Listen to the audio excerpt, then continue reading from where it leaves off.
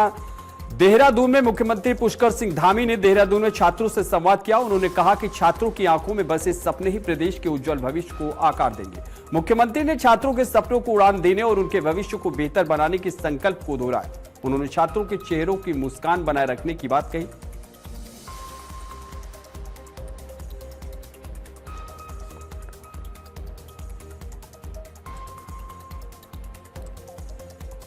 अगली खबर है, जहां हरिद्वार में सावन कांवड़ यात्रा के दौरान मुख्यमंत्री पुष्कर सिंह धामी ने पवित्र कांवड़ लेकर पहुंचे शिव भक्तों का गर्मजोशी से स्वागत किया।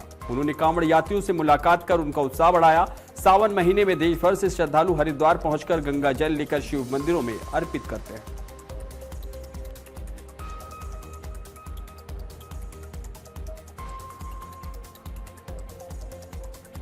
वहीं अगली खबर, हरिद्वार में मुख्यमंत्री पुष्कर सिंह धामी ने सांसद पप्पू यादव को लेकर बयान दिया। उन्होंने आरोप लगाया कि पप्पू यादव और उनके समर्थक सनातन धर्म का मजाक उड़ाते हैं और संतों का अपमान करते हैं। सीएम धामी ने कहा कि ऐसी मानसिकता स्वीकार नहीं है। उन्होंने भगवान शिव से सभी को सद्बुद्धि देने की प्रार्थना की। पप्पू यादव और पप्पू गैंग दोनों ही हमेशा ये सनातन का माहौल उड़ाने वाले, सनातन को बदनाम करने वाले और हमारे पूज्य संत गणों को, साधुओं को, जो धर्म की रक्षा के लिए अपना संपूर्ण जीवन लगाते हैं, सनातन के वाहक हैं, उन सबको बदनाम करना, ये इनकी मानसिकता दर्शाता है कि सनातन के प्रति इनका क्या भाव है। और ये इससे ज्यादा निकृष्टता कोई नहीं हो सकती है। मैं तो भगवान भोलेनाथ से प्रार्थना करूंगा कि पप्पू गैंग को भी और पप्पू यादव को भी भगवान जो है सद्बुद्धि दे, उनकी बुद्धि ठीक हो, जिससे कि इस प्रकार से हमारे जो धर्म की रक्षा के लिए भगवान ने जिनको ये जीवन दिया है, उनको इस प्रकार से जो है उनका कहीं न कहीं उनको एक तरह से बदनाम करने का काम या उनके ऊपर लांछन लगाने का काम कर रहे हैं। अगली खबर है, देहरादून में सांसद पप्पू यादव के संसद परिसर के बाहर किए गए प्रदर्शन को लेकर विरोध प्रदर्शन हुआ। नारायणी सेना संगठन उत्तराखंड के कार्यकर्ताओं ने लैंसडाउन चौक पर उनका पुतला फूंक कर नाराजगी जताई। संगठन ने आरोप लगाया कि प्रदर्शन के दौरान की गई प्रस्तुति से सनातन धर्म की भावनाएं आहत हुई हैं। कार्यकर्ताओं ने माफी की मांग करते हुए आगे भी लोकतांत्रिक तरीके से विरोध जारी रखने की चेतावनी दी। अलग है, जब साधु महात्माओं के वस्त्र पहन के आप एक बार बताइए, बद्रीनाथ हो या राम मंदिर हो, क्या आप जानते हैं कि किसी भी साधु संत का नाम आया चोरी चंदा चोरी में? किसी के भी साधु संत का नाम नहीं आया। ये लोग सिर्फ सनातन को नीचा दिखाने की कोशिश कर रहे हैं। और मैं पप्पू यादव को कह देना चाहता हूं कि बेटा, अगर तू बिहार में रहता है ना, उत्तराखंड आके दिखाओ, तेरी शकल बदलने का काम ये नारायणी सेना करेगी। और ना करा तो हम भी अपने बाप से पैदा नहीं है। पप्पू यादव को हम चेतावनी देना चाहते हैं कि उत्तराखंड आए, अन्यथा सांसद भवन में आके माफी मांगे सार्वजनिक रूप से, और कहे कि साधु संतों का अपमान जो मैंने किया है वो सोची समझी साजिश थी और मैं क्षमा चाहता हूं। अगर वो नहीं करते तो उत्तराखंड में मैं माननीय मुख्यमंत्री जी से आदेश मैं आग्रह करना चाहता हूं हाथ जोड़ के कि पप्पू यादव को देवभूमि उत्तराखंड में ना आने दिया जाए, क्योंकि ये ऋषियों की भूमि है और ये महात्माओं की भूमि है। यहाँ पर ऐसे गलत कार्य करने वाले लोग, ये चादर पहन के सफेद मुसलमानी वो पहन कर ये वहाँ पर जाता है, क्या बोलते हैं, मस्जिदों में जाता है। इसका पहले से ऐसे ऐसे काम है। ये पप्पू यादव, नाम पप्पू यादव है, लेकिन काम ये मुसलमानों के। हमारा कहने का एक ही है, जो इसमें कार्रवाई चल रही है, जो दोषी पाया जाएगा उसको सजा होगी। हमारे देश के यशस्वी प्रधानमंत्री जी के नेतृत्व में दोषी को बख्शा नहीं जाएगा। पर लेकिन अगर आप हमारे सनातन धर्म को प्रदर्शनी करेंगे, इस तरीके की संसद में आप इस तरीके की बात करेंगे, उनसे हमारी हिंदू समाज की हमारी आस्था जुड़ी है। हमारे ये एक हिंदू विश्व है, हिंदू भारत देश है, इसमें आप हमारे देवी देवताओं का अपमान करेंगे, ये हम नहीं सहेंगे। क्यों इन्होंने चंद वोटों के लिए इतना बिकाऊ राजनीतिक हो गई है कि अपने कुल देवी देवताओं के, अपने देवताओं का अपमान करेंगे? इस तरीके का अपमान हम नहीं सहेंगे। भारत देश सनातन धर्म का देश है, हम इस तरीके के अपमान नहीं सहेंगे। सड़कों पे चाहे कहीं भी होगा, हम आंदोलन करेंगे, ऐसे ही पुतले दहन करते रहेंगे। अगली खबर, उत्तराखंड भाजपा का कोर ग्रुप दिल्ली स्थित भाजपा केंद्रीय कार्यालय में महत्वपूर्ण बैठक करेगा। बैठक में केंद्रीय नेतृत्व और प्रदेश संगठन के प्रमुख नेता शामिल होंगे। इसमें संगठनात्मक गतिविधियों की समीक्षा होगी। आगामी कार्यक्रमों की रणनीति और वर्ष 2027 में होने वाले विधानसभा चुनाव की तैयारियों पर चर्चा होगी। भाजपा प्रदेश महामंत्री कुंदन परिहार ने बताया कि बैठक संगठन की नियमित प्रक्रिया का हिस्सा है। पार्टी समय समय पर अनेक प्रकारों की बैठक करती है, जहां पर हम कार्यकर्ताओं के साथ बैठक करते हैं, वहीं दूसरी ओर हम टोली की बैठक करते हैं और समय समय पर हम अपने प्रदेश की कोर ग्रुप की बैठक भी करते हैं। और इस कोर ग्रुप की बैठक में राष्ट्रीय नेतृत्व का हमको मार्गदर्शन प्राप्त होता है और आज ही कोर ग्रुप की बैठक सायं 6 बजे से दिल्ली में है। इसमें हमने पिछले दिनों जो काम किए हैं और आगामी दिनों में हम क्या क्या कार्यक्रम हमारे रहने वाले हैं, इन सब विषयों पर चर्चा होने वाली है। और इसके माध्यम से हम समझते हैं कि जो 2027 का राज्य का विधानसभा चुनाव होगा, उस चुनाव में एक बेहतर रणनीति के साथ हम उसमें जाएंगे और इस चुनाव में 100% सफलता हासिल करने का हम लोग। अगली खबर, उत्तराखंड में मतदाता सूची के विशेष पुनरीक्षण तहत एसआईआर प्रक्रिया जारी है। इस दौरान नैनीताल समेत पूरे प्रदेश में बड़ी संख्या में मतदाताओं को दस्तावेज सत्यापन के नोटिस भेजे जा रहे हैं। नैनीताल विधायक सरिता आर्या और कुमाऊं आयुक्त दीपक रावत को भी एसआईआर नोटिस प्राप्त हुए हैं। दोनों ने कहा कि ऐसे नोटिस से घबराने की जरूरत नहीं है। निर्वाचन विभाग जिन दस्तावेजों की मांग कर रहा है उन्हें संबंधित बूथ पर या घर आने वाले बीएलओ को उपलब्ध करा दें। सत्यापन पूरा होने के बाद मतदाता का नाम मतदाता सूची में शामिल रहेगा। सूत्रों के अनुसार अब तक 2 लाख से अधिक मतदाताओं को एसआईआर नोटिस जारी किए जा चुके हैं।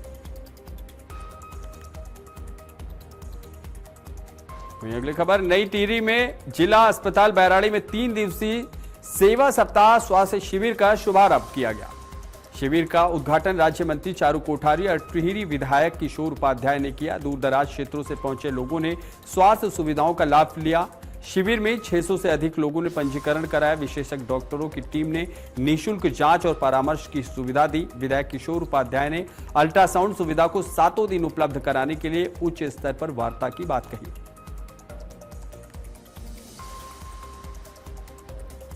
अगली खबर, टिहरी गढ़वाल में आयोजित जनता मिलन कार्यक्रम में गढ़वाल मंडल आयुक्त आनंद स्वरूप ने जन शिकायतों के निस्तारण को लेकर अधिकारियों को सख्त निर्देश दिए। कलेक्ट्रेट सभागार में आयोजित कार्यक्रम में 80 शिकायतें और मांग पत्र प्राप्त हुए, जिनमें अधिकांश का मौके पर ही समाधान किया गया। आयुक्त ने 36 दिनों से अधिक लंबित सीएम हेल्पलाइन शिकायतों पर नाराजगी जताते हुए तत्काल कार्रवाई के निर्देश दिए। उन्होंने कहा कि जन समस्याओं के समाधान में लापरवाही बर्दाश्त नहीं की जाएगी।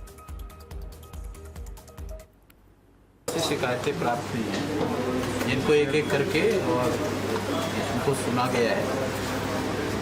बहुत सी शिकायतें रिपीट हुई हैं। लोग या तो पिछले निस्तारण से संतुष्ट नहीं हुए या फिर जो उनके शिकायतों पर अभी कोई उनको लगता है कि कोई कार्रवाई नहीं हुई, वो लोग भी रिपीट भी आए।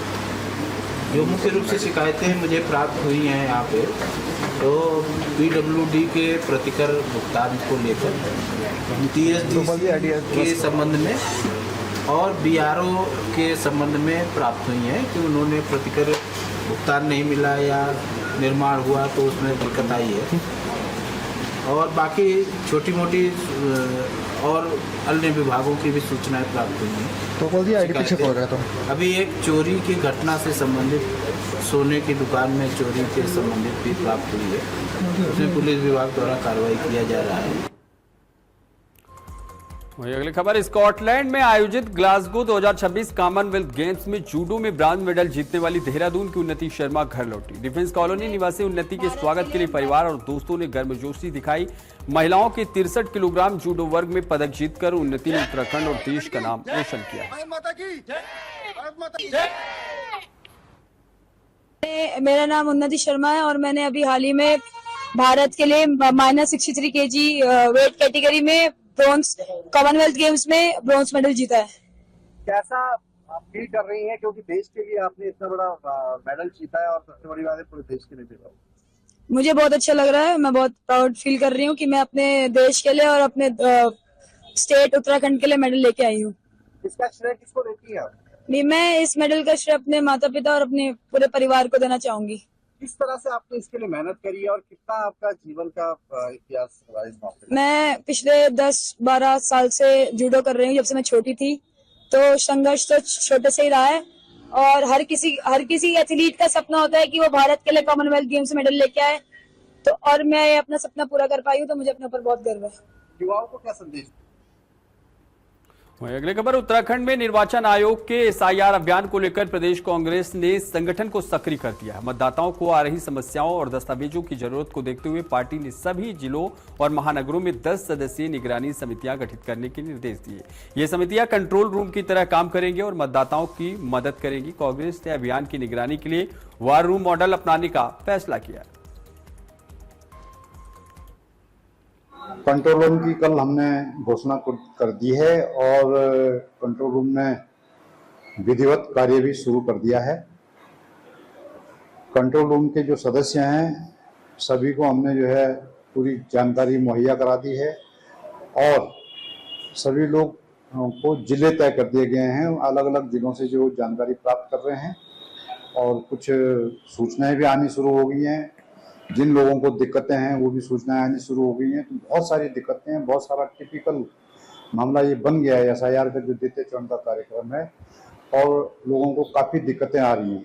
सबसे बड़ी दिक्कत ये है कि जो शहरी क्षेत्र हैं, शहरी क्षेत्र में जो ये डॉक्यूमेंट मांग रहे हैं उस डॉक्यूमेंट की प्रक्रिया को पूरी करने के लिए लोग तहसीलों के और राजस्व विभाग के चक्कर लगा रहे हैं, जो कि आसानी से उपलब्ध नहीं हो पा रहे हैं।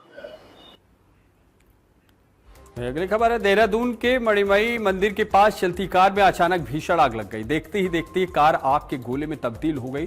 शॉर्ट सर्किट से आग लगने की आशंका जताई जा रही। हादसे में कोई जनहानि नहीं हुई।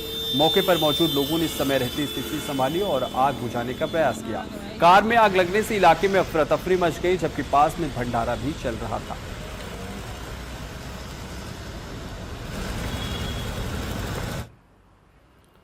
अगली खबर, उधम सिंह नगर के गदरपुर में सरदार नगर अंडरपास के पास हुई फायरिंग मामले का पुलिस ने खुलासा कर दिया है। पुलिस ने 4 आरोपियों को गिरफ्तार किया है, जबकि 2 की तलाश जारी है। आरोपियों के पास से पिस्टल, अवैध तमंचा, कारतूस और वारदात में इस्तेमाल की गई 2 कार बरामद की गई। पुलिस ने CCTV और तकनीकी साक्ष्यों के आधार पर कार्रवाई की।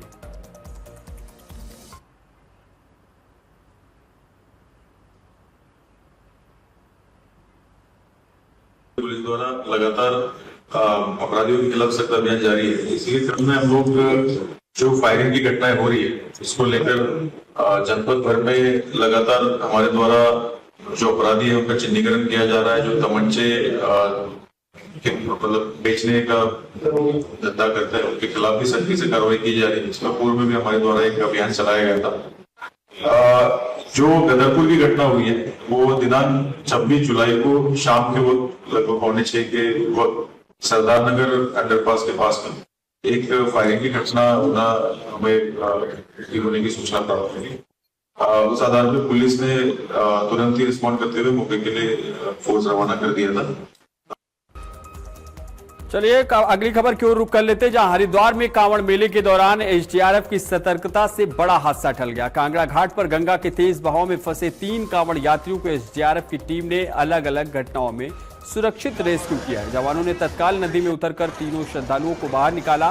प्राथमिक जांच में सभी की हालत सामान्य पाई गई है। वहीं SDRF ने यात्रियों से सुरक्षा नियमों का पालन करने की अपील की है।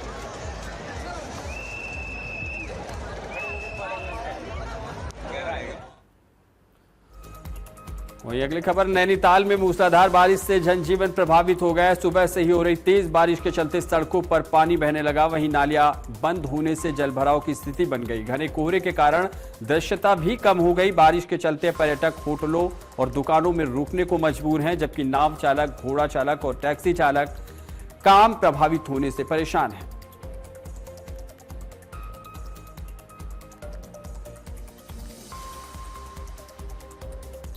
बुलेटिन में फिलहाल के लिए बस इतना ही। देश और दुनिया की तमाम बड़ी खबरों के लिए देखते रहिए आज की खबर। नमस्कार।